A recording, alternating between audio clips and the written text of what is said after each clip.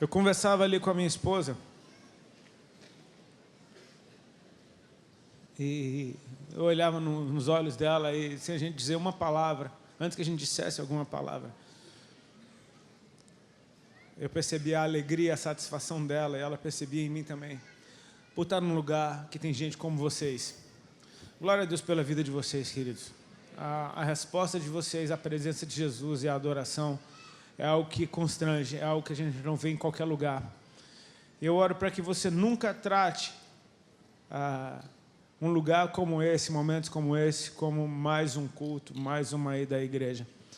Às vezes a gente se acostuma quando a gente tem uma certa rotina, mas deixa eu te falar, eu acho que eu já vim aqui umas 3 ou 4 vezes, e é sempre surpreendente para mim a maneira como vocês se movem diante da presença de Deus. Então, tratem isso como especial, porque especial é.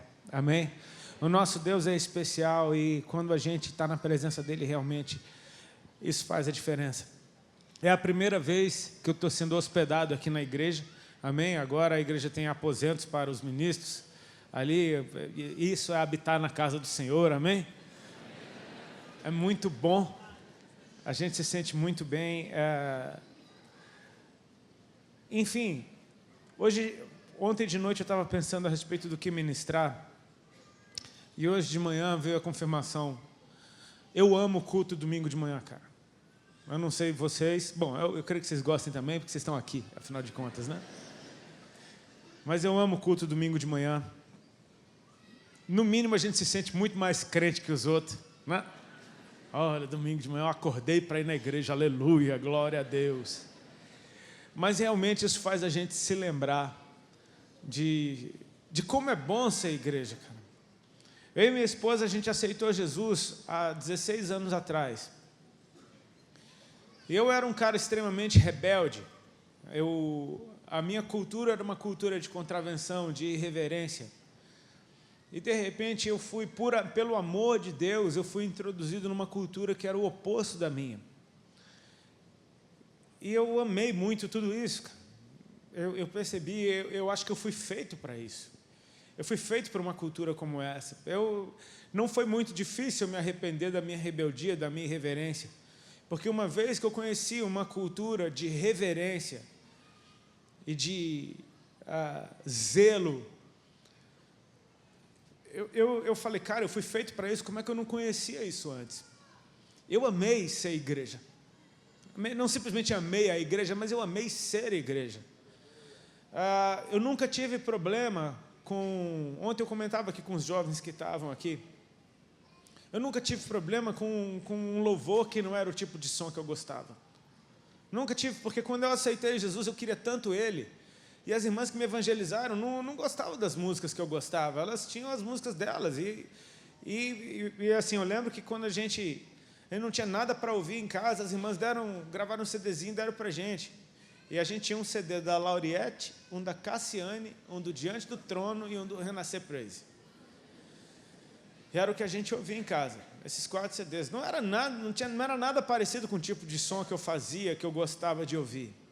Mas era a respeito de quem estava cantando. E aquelas pessoas estavam cantando para Jesus, a gente estava apaixonado por Ele, a gente queria ouvir dEle, que fossem canções, que fossem conversas, enfim. Ele se tornou o centro da nossa vida. E todas as vezes que eu venho, por exemplo, num culto de domingo de manhã, isso me lembra dos primeiros dias. Me lembra daquele tempo onde, cara... Eu dirijo horas para chegar numa reunião onde Jesus esteja no centro. A gente ia para reuniões, a maioria delas na periferia aqui de São Paulo. Tinham reuniões que a gente ia que era na Vila Carrão, tinha reuniões que a gente ia a gente ia para o monte em Guaianazes, tinha um monte lá, e a gente ia na casa dos irmãos, das irmãs. E sabe, a gente não estava preocupado com quem ia pregar, com quem ia cantar. Aliás, a gente nunca sabia quem ia cantar, quem ia pregar. A gente sabia que iam falar de Jesus e que iam cantar a respeito dele. E isso era o que nos movia. As pessoas, elas não estavam em primeiro lugar. Quem estava em primeiro lugar era o Senhor e o entendimento de que Ele usa pessoas. Amém?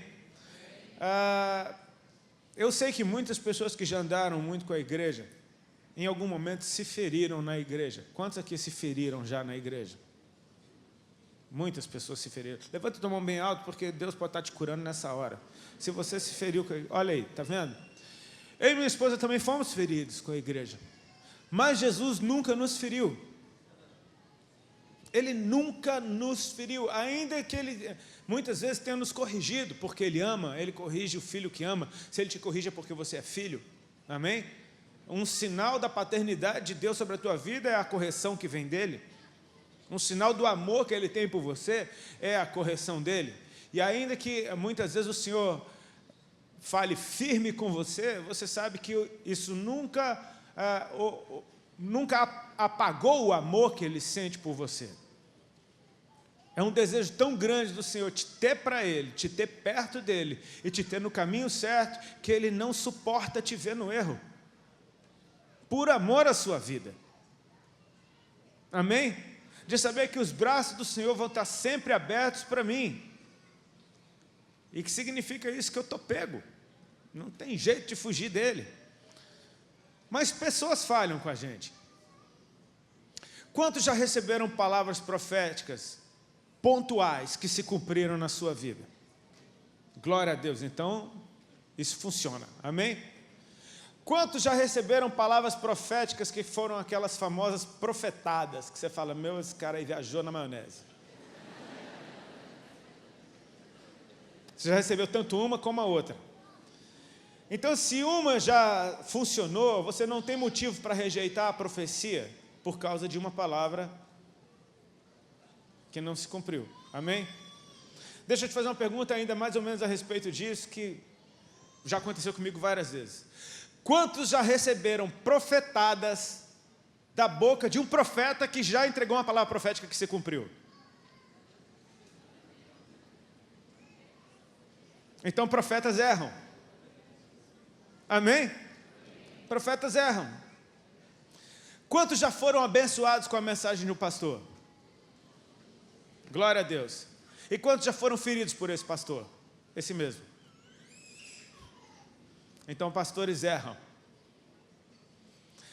Não preciso me alongar muito. Vocês já entenderam o princípio. Pessoas erram. E se erram também acertam. Como eu erro e acerto.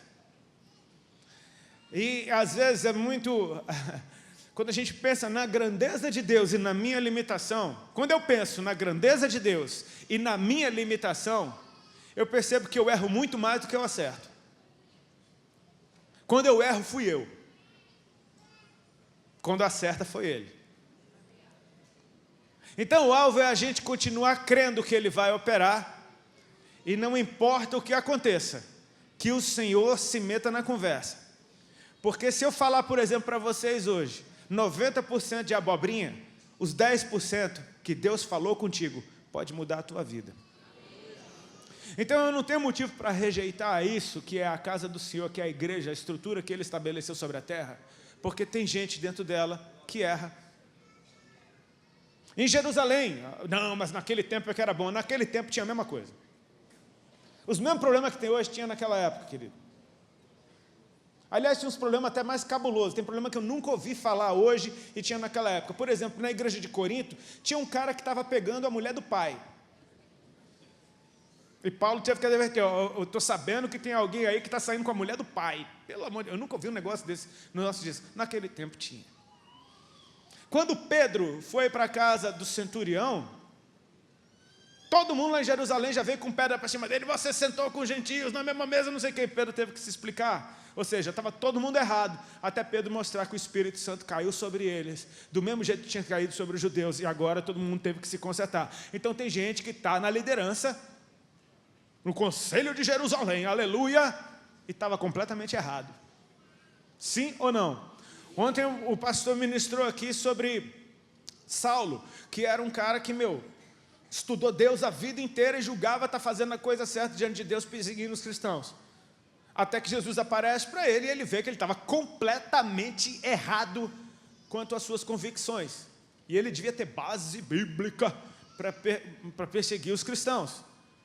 Quando Jesus aparece para Saulo, Saulo diz uma coisa, cara, que me choca, e que é um momento que assim, mostra ao mesmo tempo uma humildade e um desejo ardente de acertar. que é quando o Senhor Jesus aparece para ele e diz: Saulo, Saulo, por que tu me persegues? E Saulo responde: quem és tu, Senhor?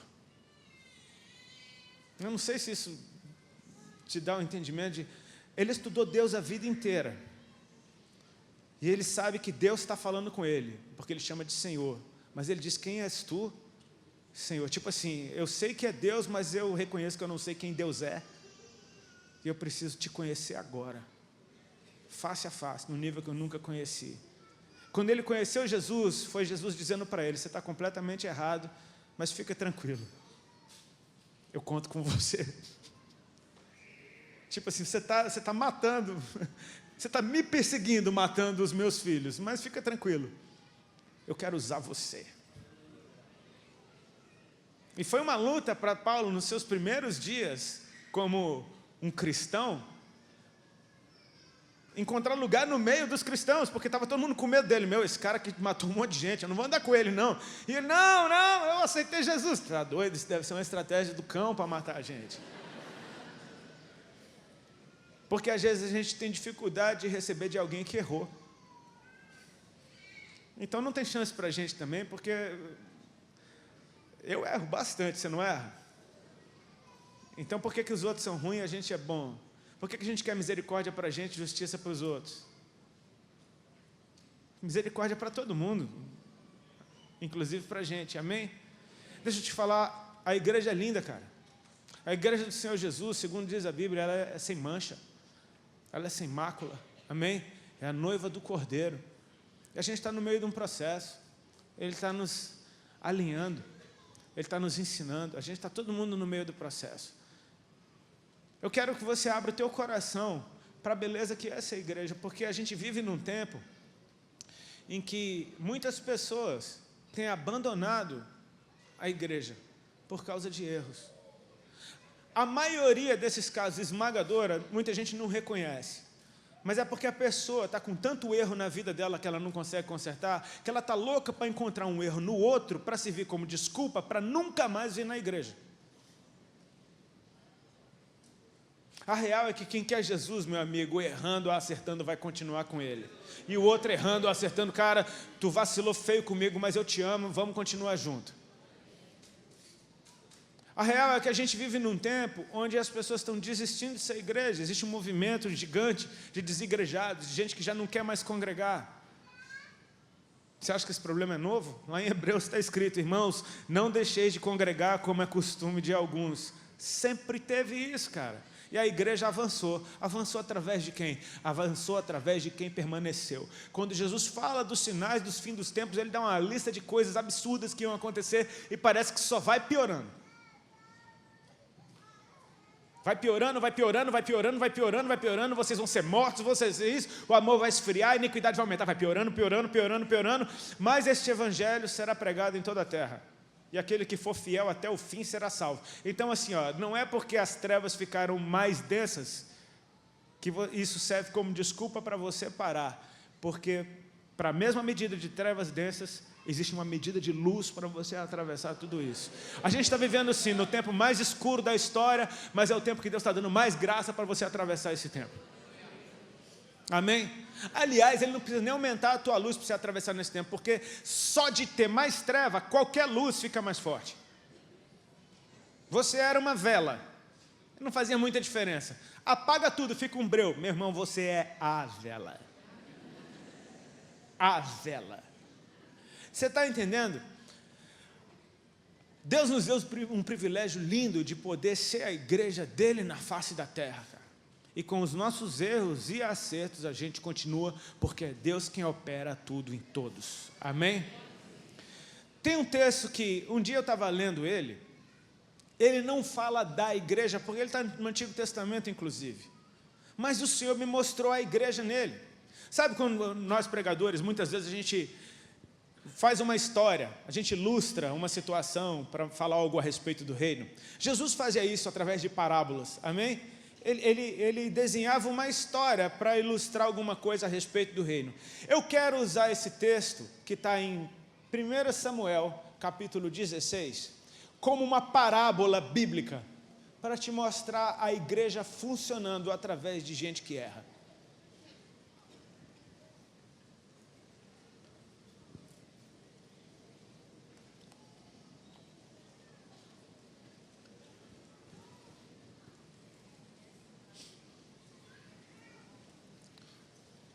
1 Samuel 16, eu falei, meu amor? Eu sei, meu amor, você está sem retorno, minha linda. Oh, meu amor.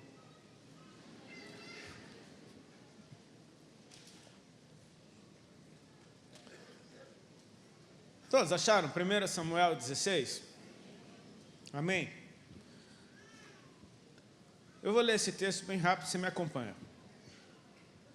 Disse o Senhor a Samuel: até quando terás pena de Saul, havendo eu rejeitado, para que não reine sobre Israel? Enche um chifre de azeite e vem. Enviar-te-ei a Jessé, o belemita, porque dentre os seus filhos me provide um rei. Disse Samuel: como irei eu, pois Saul saberá e me matará? Então disse o Senhor: toma contigo um novilho e dize: vim para sacrificar ao Senhor. Convidarás Jessé para o sacrifício. Eu te mostrarei o que hás de fazer, e ungir-me-ás a quem eu te designar. Fez, pois, Samuel o que dissera ao Senhor e veio a Belém. Saíram-lhe ao encontro os anciãos da cidade, tremendo, e perguntaram: é de paz a tua vinda? Respondeu ele: é de paz, vim sacrificar ao Senhor. Santificai-vos e vinde comigo ao sacrifício. Santificou ele a Jessé e os seus filhos e os convidou para o sacrifício. Sucedeu que, entrando eles, viu a Eliabe e disse consigo: certamente está perante o Senhor o seu ungido. Porém o Senhor disse a Samuel: não atentes para a sua aparência, nem para a sua altura, porque eu rejeitei. Porque o Senhor não vê como vê o homem vê o exterior, porém o Senhor o coração. Então chamou Jessé a Abinadab e o fez passar diante de Samuel, o qual disse: nem a este escolheu o Senhor. Então fez Jessé passar a Samá, porém Samuel disse: tampouco a este escolheu o Senhor. Assim fez passar Jessé os seus 7 filhos diante de Samuel, porém Samuel disse a Jessé: o Senhor não escolheu a estes. Perguntou Samuel a Jessé: acabaram-se os teus filhos? Ele respondeu: ainda falta o mais moço que está apacentando as ovelhas. Disse, pois, Samuel a Jessé: manda chamá-lo, pois não nos assentaremos à mesa sem que ele venha. Então mandou chamá-lo e fê-lo entrar. Era ele ruivo, de belos olhos e boa aparência. Disse o Senhor: levanta-te e unge-o, pois este é ele. Então tomou Samuel o chifre do azeite e o ungiu no meio dos seus irmãos. E daquele dia em diante, o Espírito do Senhor se apossou de Davi. Então Samuel se levantou e foi para Ramá. Somente até aí, que o Senhor nos abençoe. Amém, queridos?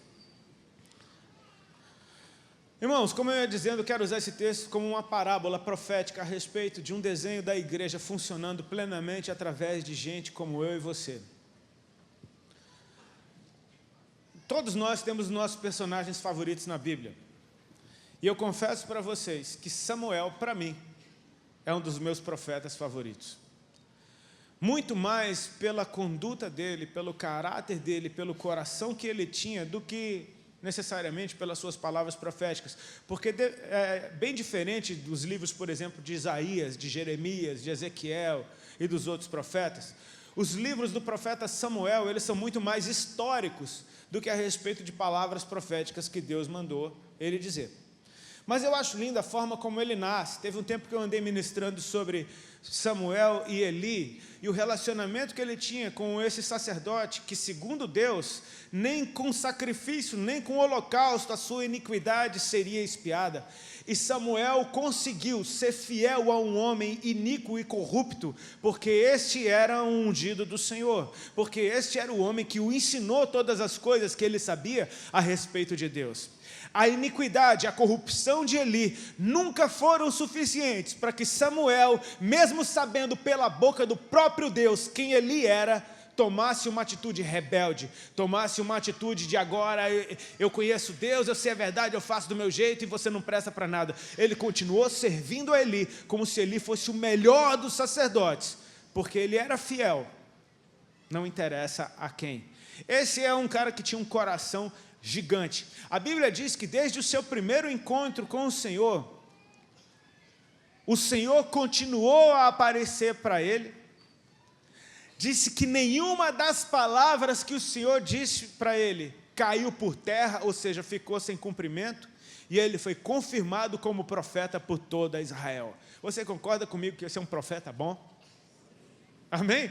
Nenhuma palavra que o Senhor disse caiu por terra, ou seja, tudo que Deus mandou ele falar, ele falou, tudo que Deus mandou ele fazer, ele fez. Cara, esse é um profeta bom ou não é? É um baita de um profeta bom, amém?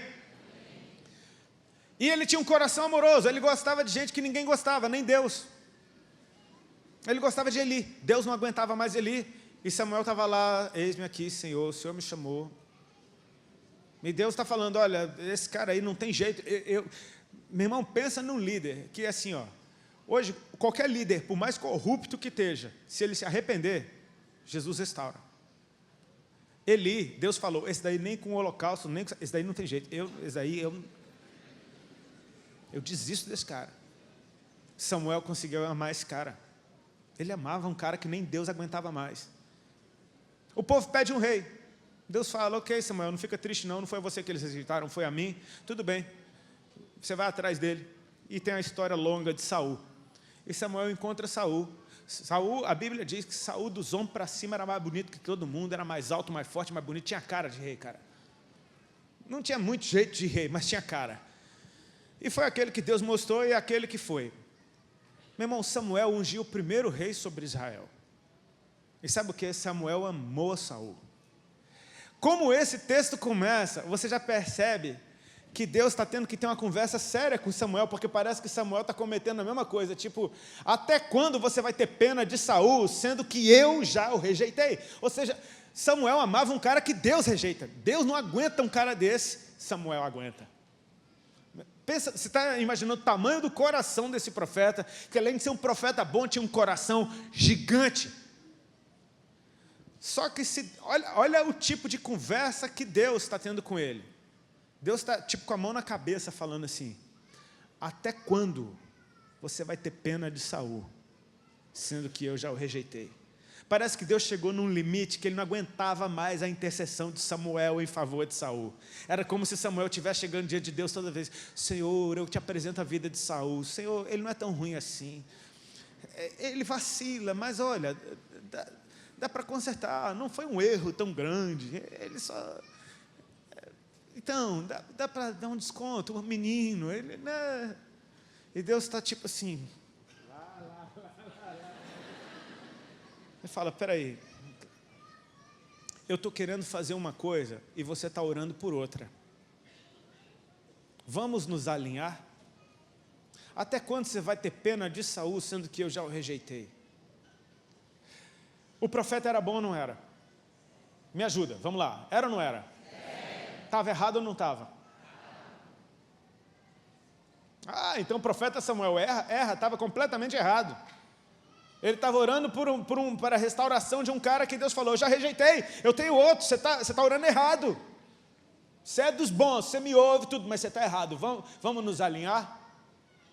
E o profeta nunca teve problema de se alinhar com Deus. Aliás, o desejo do coração dele é fazer a vontade de Deus em primeiro lugar. Estava errado ou não estava? Deus teve que consertar ou não teve? Teve. E Deus está consertando Samuel.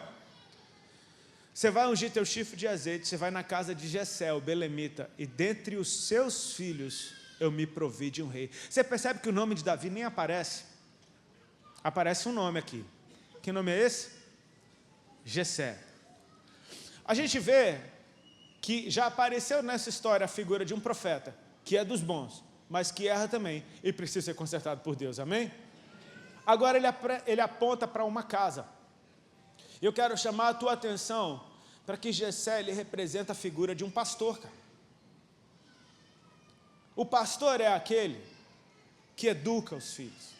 O pastor é aquele que vê eles crescendo. O pastor é aquele que dá alimento. O pastor é aquele que bota ordem na casa. O pastor é aquele, senta nesse lugar, você senta naquele. O pastor é aquele, vamos fazer a oração, quem vai fazer a oração hoje é você. O pastor é aquele que ensinou esses meninos a servir a Deus. O pastor é aquele que ensinou esses caras a serem homens, amém? Deus olhou para a casa de Jessé e se agradou da casa de Jessé em primeiro lugar e disse, dentre os seus filhos eu me provi de um rei. Então você está vendo que aqui tem uma figura também de uma casa pastoral. A gente já viu o profeta, a gente já viu o pastor. Jesus disse, está escrito na Bíblia, que para a igreja ele deu uns para apóstolos, mestres, pastores, evangelistas e profetas. Amém? O profeta já apareceu, o pastor também apareceu. Amém? Bom, talvez tenha gente que nunca tenha conhecido seus pais. Isso é uma coisa que hoje em dia, infelizmente, na nossa nação é muito comum. Mas se você conheceu o seu pai, por melhor que ele tenha sido na tua vida, você reconhece que em alguns momentos ele errou com você? Meu amigo, todo pai erra. Porque nenhum pai nasceu sendo pai. Amém? Ele virou pai no dia que você nasceu. Então, junto com você, nasceu um pai. E o pai está aprendendo com você. Você está aprendendo a viver e ele está aprendendo a ser pai. E, normalmente, o primeiro filho é aquele que mais sofre com erros do pai. Amém? Mas o pai continua sendo pai. O pai, muitas vezes, vai dar uma surra no filho, porque o filho merece. Outras vezes, o pai passa até do ponto. Eu sei que o coração do pai dói se ele é um pai amoroso. E aquele filho está lá emburradinho, chorando na cama, o pai vai lá e senta, depois dá uma surra no menino e fala: filho, papai te ama. Não foi bem assim. É porque você fez isso e aquilo, ó, é para não fazer nunca mais isso daí. Tá, papai te ama. Aí o filho, tá, não quero. Aí o pai vai convencendo, daqui a pouco o filho começa a rir, faz uma coisa que, tá bom, te perdoo, só hoje. E o pai, tá bom, obrigado, você perdoou o papai. O pai se coloca, pai erra e acerta também, amém? Nenhum pai é perfeito. E nem por isso vai deixar de ser teu pai. Porque criança é assim, ela ama o pai, até que um dia que o pai, pega pesado e fala: eu te odeio, você não é mais meu pai, eu não pedi para nascer. Tudo besteira, está falando besteira. E sabe que a gente cresce, vem para a igreja e faz a mesma coisa? O cara cuidou de você, te batizou, te casou, não sei o quê, aí o cara comete um erro, você fala: eu sabia. A gente precisa ter mais misericórdia, porque é isso que a gente quer para a gente, amém? Jesus disse: bem-aventurados os misericordiosos, porque estes alcançarão misericórdia, amém? Jessé está lá, educando os seus filhos, e Deus está de olho sobre aquela casa pastoral. Ele está enviando um profeta lá, porque dentre os seus filhos, ele se proveu de um rei, amém? O profeta não sabia como fazer, Saul vai saber, vai me matar, e Deus fala para ele: não, você vai lá dizendo, vim sacrificar o Senhor, e não vai ser mentira, você vai sacrificar o Senhor. Então você vai lá, santifica Jessé, chama os seus filhos para o sacrifício, eu vou te mostrar, e você vai ungir quem eu te mostrar. Agora, olha o lindo disso, Deus está dizendo que vai enviar o profeta para uma casa específica, dentre os seus filhos tem um rei específico, mas Deus não fala quem é o rei, ele fala: lá, na hora, eu vou te mostrar, e você vai ungir quem eu te mostrar. Ou seja, profeta, você é dos bons, você está ouvindo a minha voz, mas não é porque você ouviu minha voz uma vez, que você não precisa ouvir minha voz de novo. Você só vai concluir a missão, se você estiver ouvindo a minha voz o tempo inteiro. Ou seja, você depende de mim. Você vai até lá, e quando você chegar lá, você vai ter que ouvir a minha voz de novo. Samuel chega, santificou Jessé e seus filhos, e eles entraram na casa. Olha o que o texto diz: então Samuel viu a Eliabe e falou: certamente está perante o Senhor o seu ungido. Lá vem ele com seu chifre de azeite, a milhão, e Deus está falando: para! Não atentes para a sua aparência, nem para a sua altura. Ou seja, ele devia ser do naipe de Saul, cara. Um cara alto, um cara bonito, que tem cara de rei. O profeta já ia seco em cima dele. Meu Deus, certamente, olha aqui, cara de rei. Deus arrebentou, é verdade, na casa de Jessé, eles provaram: olha ali, cara de rei, já vem com chifrão. E Deus freia, Deus é tipo aquele... Sabe futebol americano, quando o quarterback está para fazer o lançamento e vem aqueles caras e arranca o braço dele para trás? Parece que Deus freia o braço do profeta e fala: não atentes para a sua aparência, nem para a sua altura.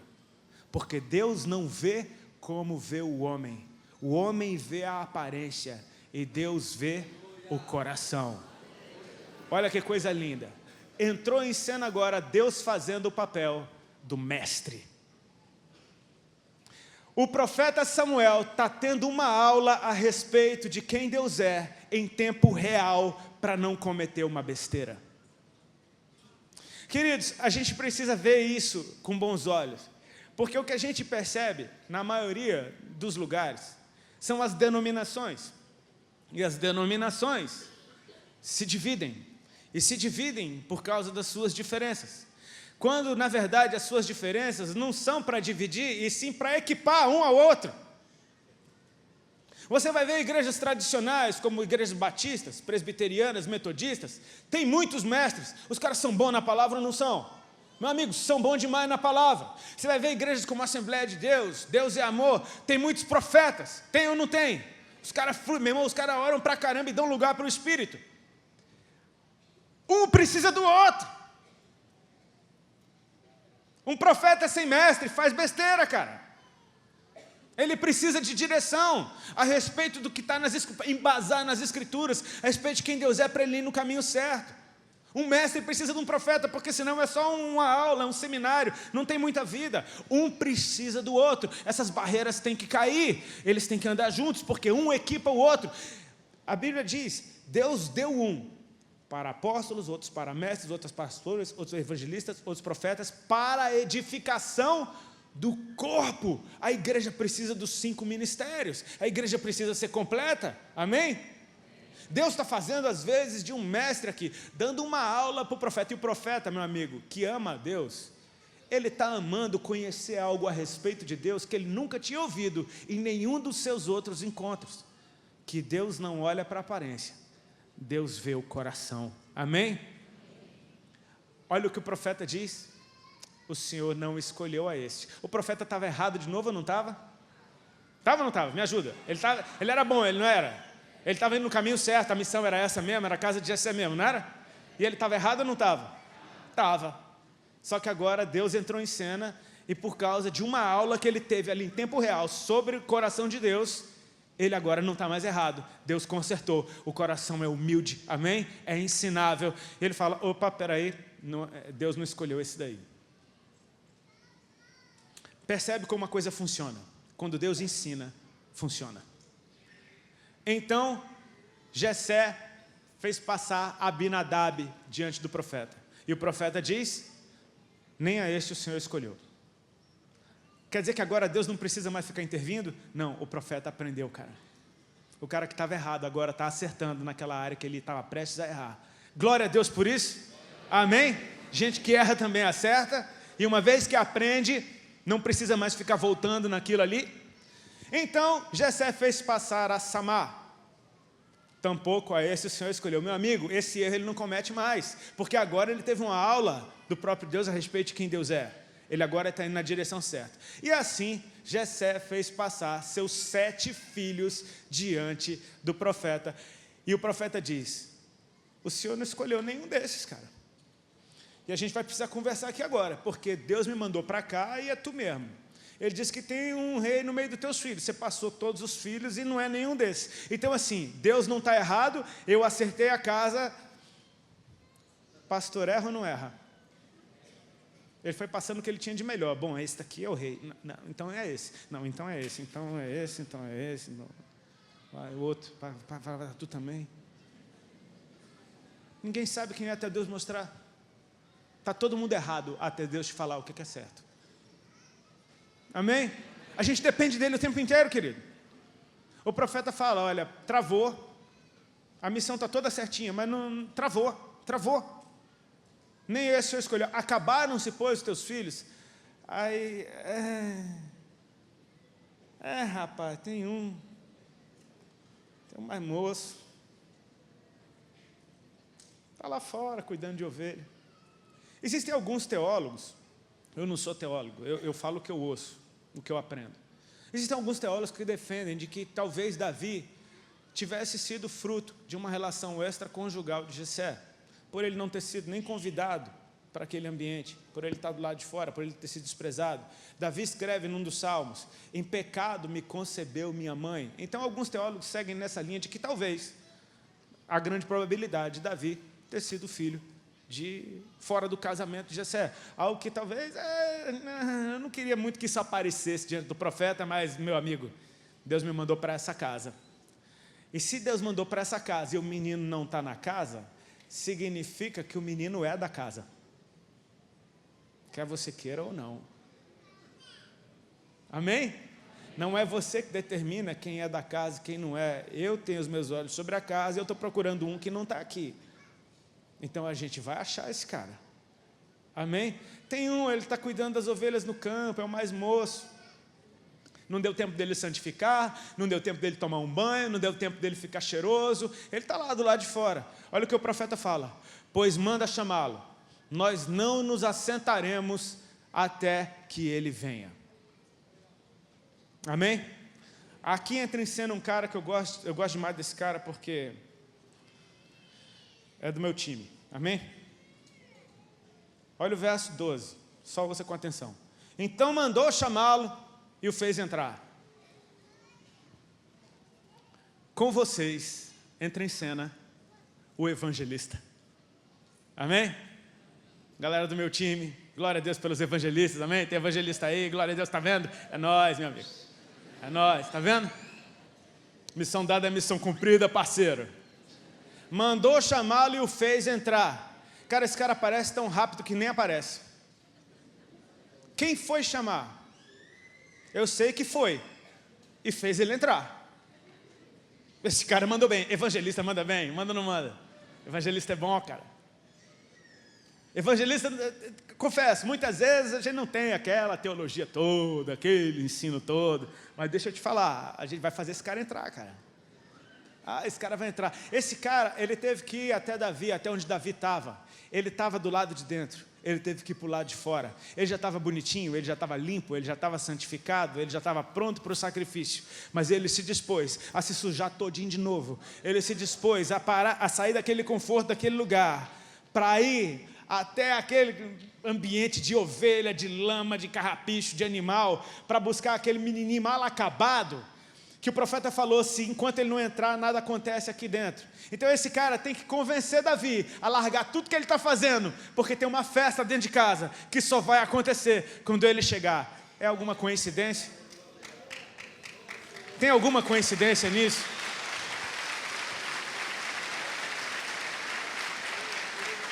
Tem pressa, tem urgência. Mandou chamá-lo e o fez entrar. Você tem ideia, o cara foi que nem um raio. Ele foi correndo, meu irmão, catando o cavaco, levando queda no meio do caminho. Davi, Davi, Davi. Meu irmão, o que esse doido está vindo me procurar, meu irmão? Está assustando as ovelhas, me deixa quieto. Tem uma boa notícia para te contar, cara. Ele está carregando boas novas. Amém? Tem uma notícia boa para te contar. O que foi? Aquela cara de menino rejeitado. O que foi? Que boa notícia. Cara, tem uma festa na tua casa. Eu não tenho casa. Tem, cara. Tem um lugar para você naquela mesa. Aquela casa não está completa sem você. Davi, larga essas ovelhas aqui. Não, mas quem que vai cuidar? Davi, tem coisa mais importante. Meu irmão, o profeta falou que enquanto você não chegar lá, nada vai acontecer. Tem alguma coisa para acontecer lá dentro. Tem uma festa para acontecer. Davi, vamos comigo. Não, mas não. Davi, vamos comigo, rapaz. Você vai. Você arranca esse cara de onde ele está e joga ele para dentro do reino. E daqui a pouco lá, Davi chega, fedendo a ovelha. Todo sujo, suado, aqueles meninos suados. Pensa no menino mais suado que você já viu na sua vida. Está lá cuidando de todo mundo limpo. E parece que quando está todo mundo limpo, o suado fica mais suado ainda. É ou não é? Não é a pior coisa do mundo. Você está todo mundo, acabou de jogar bola, está todo mundo fedendo, meu amigo. Está tudo bom. Agora, está todo mundo limpo, indo para o casamento, tu chegou do futebol. Você é o cara mais fedido do mundo. Tem ninguém mais fedido que você. Ele está diferente de todo mundo. É o mais novo, está cheio de mato no cabelo. E o profeta, quando olha para ele, olha o que o profeta diz. Era ele ruivo, de belos olhos e boa aparência. É assim que Deus vê. Ele não vê o estado que você está, ele vê o que ele te fez para ser. Ele olha para o carinha que chegou todo mal acabado, ele está falando, tu é lindo, cara. Olha como é lindo ele, menino todo podre. Tu é lindo, cara, tu é lindo, tu é lindo. Vem cá, me dá um abraço. O Senhor fala então para o profeta: pega o teu chifre e unge, porque este é ele. Agora a casa está completa. O profeta foi enviado na casa do pastor. Glória a Deus que o mestre estava lá. Glória a Deus porque o evangelista foi chamar. Está faltando um, não está? Foi o que acabou de chegar. Quem é esse menino que, quando tudo se cumpriu, ele tinha uma autoridade para mudar a cultura de uma nação? Foi ungido rei, tinha autoridade de governo. Era um adorador, ele ministrava diante do Senhor.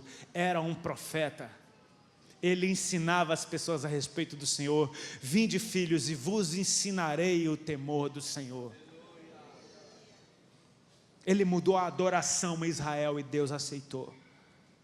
Até então a adoração era na tenda de Moisés ainda, era no tabernáculo, era boi morrendo, mesmo sem arca dentro. Davi entendeu, cara, a arca é muito mais importante do que essa matança de bois. Traz a arca, bota ela exposta no meio de Jerusalém. A gente vai mudar tudo agora, não é mais boi morrendo, é sacrifício de louvor, 24 horas por dia, gente cantando e adorando o Senhor de qualquer lugar de Jerusalém. Você ouvia os louvores a Deus.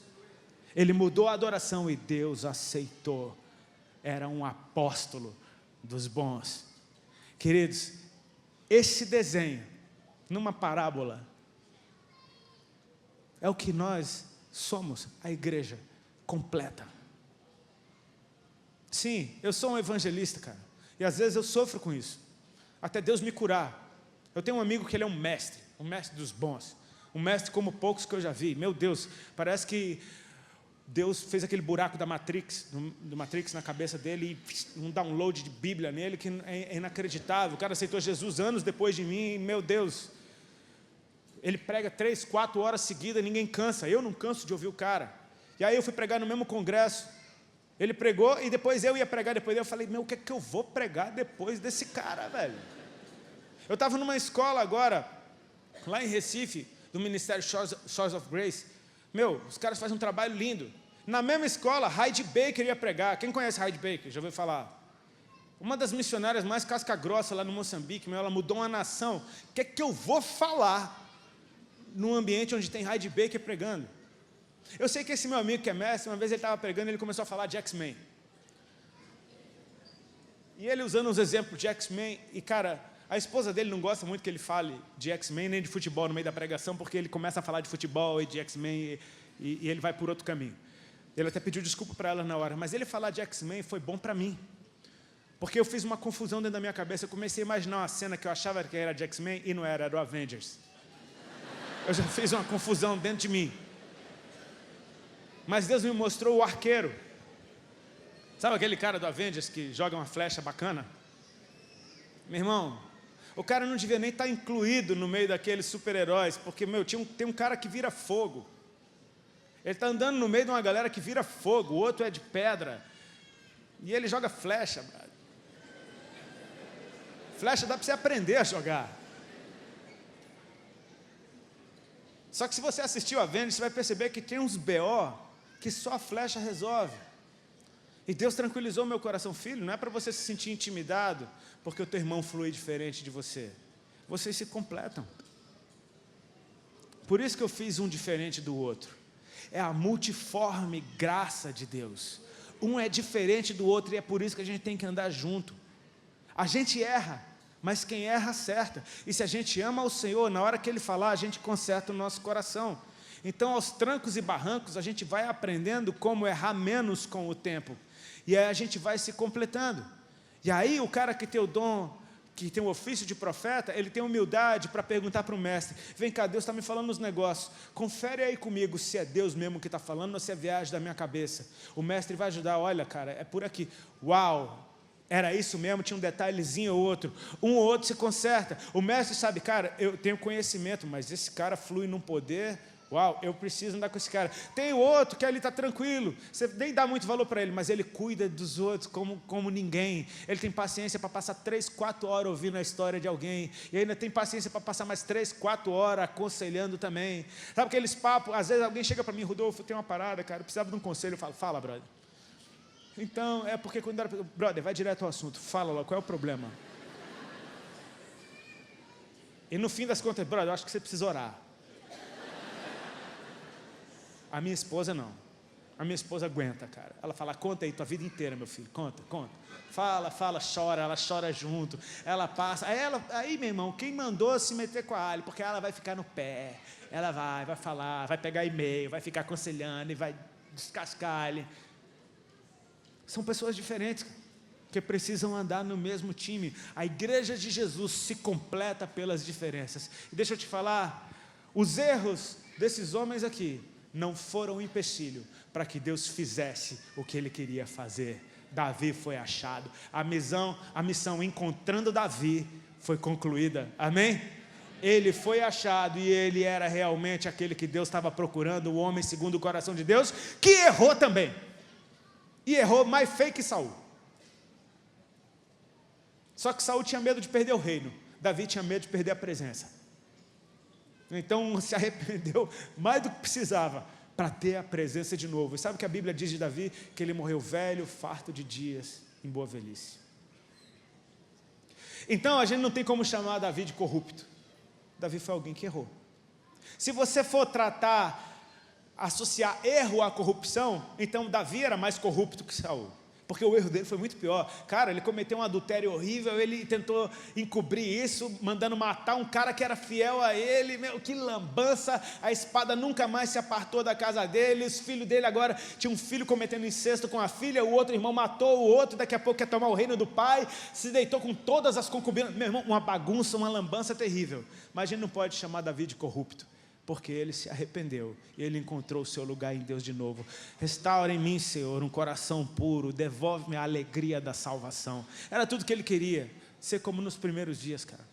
Então, sabe, muita gente que a gente aponta o dedo e fala é um corrupto, talvez não, é só alguém que está no erro, que se encontrar a voz do Senhor de novo lá dentro, volta, Deus restaura.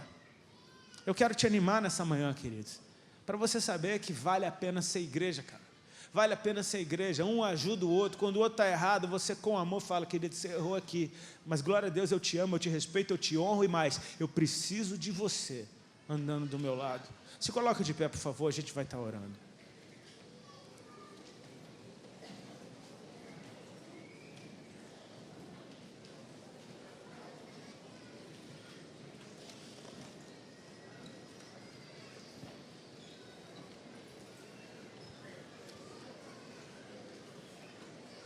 Se tiver algum tecladista da casa, por favor.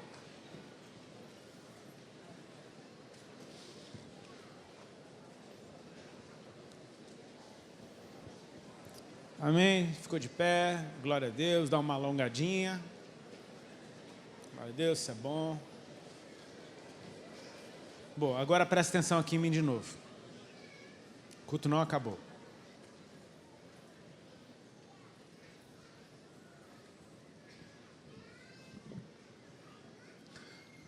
Sabe, a gente não sabe o estado do coração de cada um que está aqui. A gente não tem como saber, mas Deus sabe. Eu queria orar para Deus te colocar no centro da vontade dEle de novo. Amém? Nem mais para lá, nem mais para cá. Por favor, curva a tua cabeça e feche os teus olhos. Pai, eu te agradeço pela tua palavra, pelo teu Espírito e pelo desenho da tua igreja que o Senhor estabeleceu. Sim, Senhor, como nós somos diferentes e como nós fluímos em Ti não depende de nós, nem fomos nós que escolhemos, porque o Senhor a uns deu como apóstolos, profetas, mestres, evangelistas, pastores e mestres. Foi o Senhor que escolheu como cada um ia fluir, e eu creio que o Senhor não errou quando o Senhor escolheu quem escolheu e do jeito que ia fluir.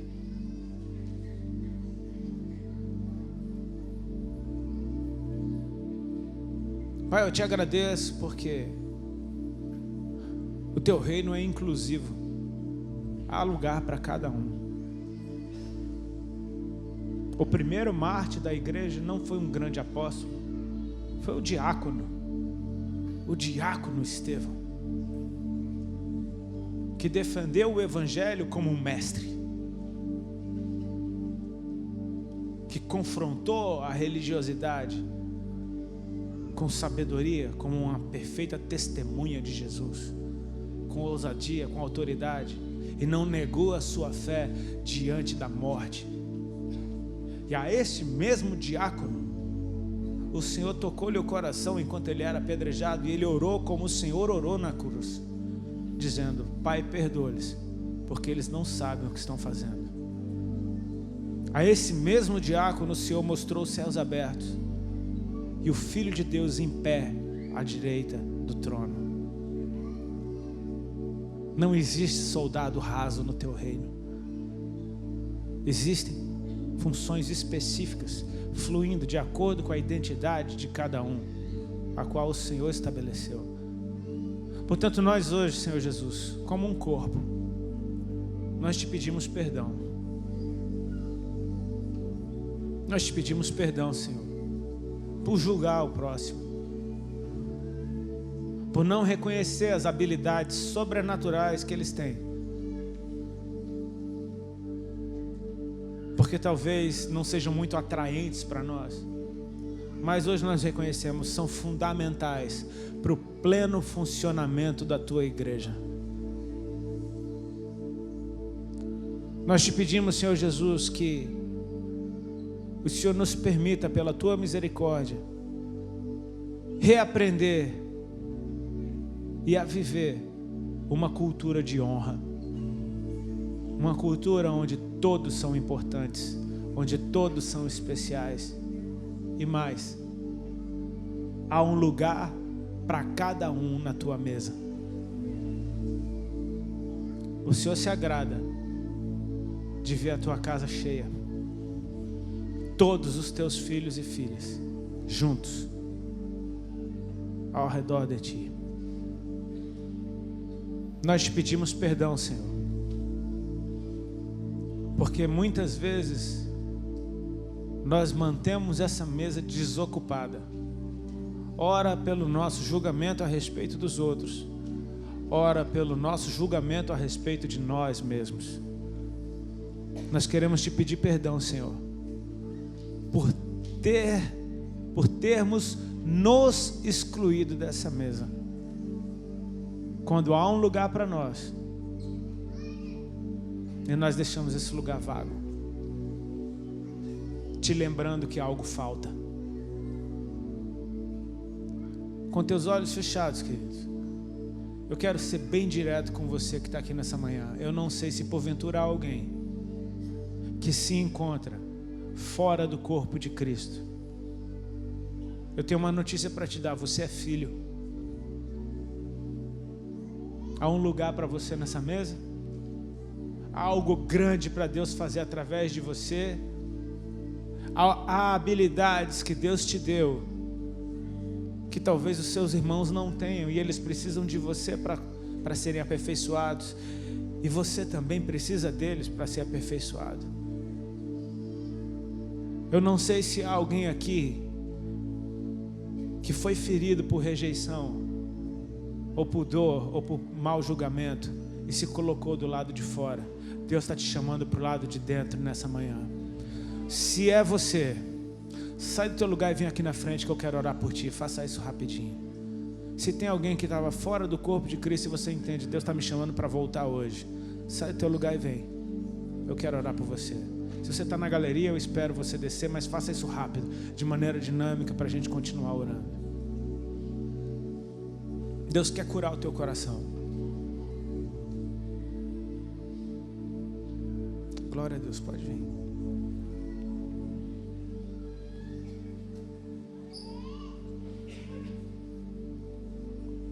É o seu voto, é o seu sacrifício diante do altar, é você. Você está se ofertando de novo a Deus. Você está dizendo: sim, Senhor, eu aceito o teu chamado. Sim, Senhor, eu quero. Eu quero viver a verdade do teu reino, eu quero viver. Deus é aquele que cura corações, sim, Ele pode apagar essas mágoas, essas marcas dentro de você. E deixa eu te falar, às vezes é mais difícil a gente perdoar a gente mesmo do que os outros. Eu quero que você saiba que se Ele te perdoa, quem é você para não se perdoar? O teu arrependimento é sincero. Eu não duvido que os erros que cometeram contigo foram graves. Mas será que você também não cometeu erros? E a misericórdia que eu quero para mim, eu tenho que querer para o meu irmão também. Chega bem perto, por favor, que tem mais gente vindo atrás de vocês.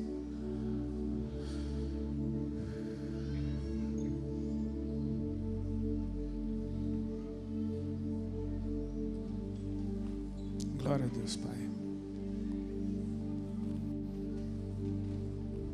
Como na parábola do filho pródigo, os olhos do pai nunca se apartaram do caminho, esperando no dia que ele voltava. E aquele dia com o qual o pai sonhou, quando ele veio, a alegria do pai foi tão grande que o castigo, a punição, as palavras severas deram lugar a um abraço apaixonado, beijos e decretos de vida e restauração que aconteceram ainda no caminho.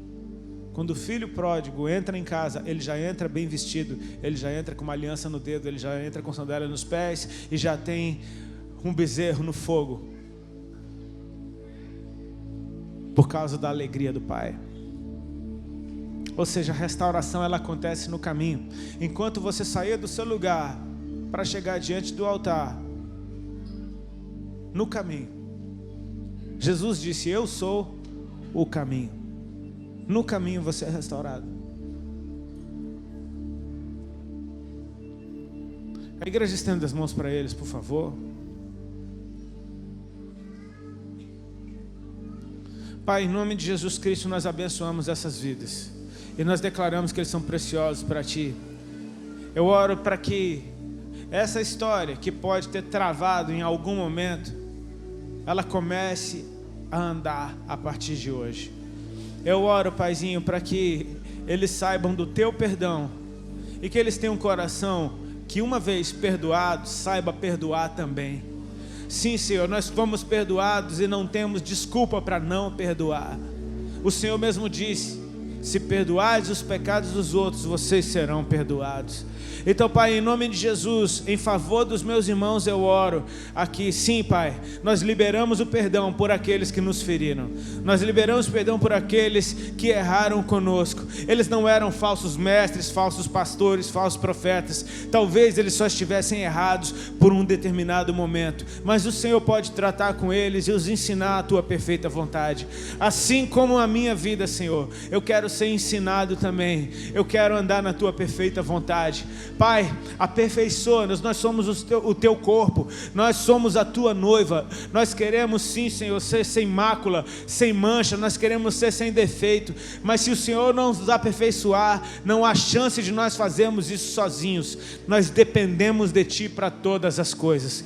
Nós oramos, Senhor Jesus, para que os Teus planos a respeito da nossa vida, a respeito de como o Senhor iria nos usar, que eles entrem em atividade agora, em nome de Jesus Cristo.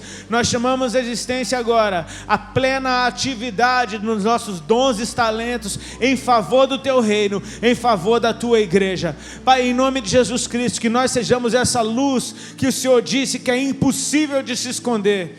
Nós clamamos, Senhor Jesus, para que o Senhor possa redimir o tempo que nós perdemos longe de Ti. Tu és Deus sobre o tempo, Tu podes fazer todas as coisas. Eu oro pela remissão do tempo perdido e para que, Pai, o Senhor possa nos otimizar, a fim de que nós possamos avançar numa velocidade incrível em direção ao nosso pleno funcionamento no Teu corpo. Senhor Jesus, nós precisamos dos nossos irmãos, os nossos irmãos precisam de Ti e todos nós precisamos do Senhor. Eu oro para que desça sobre Ti esse óleo, representado no texto que nós lemos pelo chifre na mão do profeta, que esse óleo seja derramado sobre a tua cabeça. Talvez nessa casa completa de gente que já anda em santidade, você fosse o alvo. E o Senhor não olha para o estado que você estava. Ele não te chama de pecador, pecadora, indigno. Não, Ele diz que você é belo, que você é lindo. A alegria dele te ver de novo dentro de casa é tão grande que os olhos dele te adornam. Os olhos do Senhor sobre ti te dão novas vestes. O sangue de Cristo te lava, te limpa. Ele coloca novas vestes sobre cada um de vocês. O óleo na tua cabeça te separa. Eu quero declarar profeticamente sobre a tua vida que a partir de hoje o Espírito do Senhor se aposse de você. Que a partir de hoje o Espírito Santo de Deus encontre lugar dentro de você e que a voz dele dentro de você seja audível e que te leve rumo ao teu destino profético. Deus te fez com um propósito e o melhor estilo de vida que você pode viver é o que Deus desenhou para você. Eu te abençoo em nome de Jesus Cristo. Amém, queridos. Deus os abençoe. Amém. É um prazer estar com vocês. Amo essa casa, os pastores dessa casa, essa família linda. Eu conto com as orações de vocês em favor da minha vida, da vida da minha esposa. Que a gente possa andar alinhado com aquilo que Deus quer. Amém?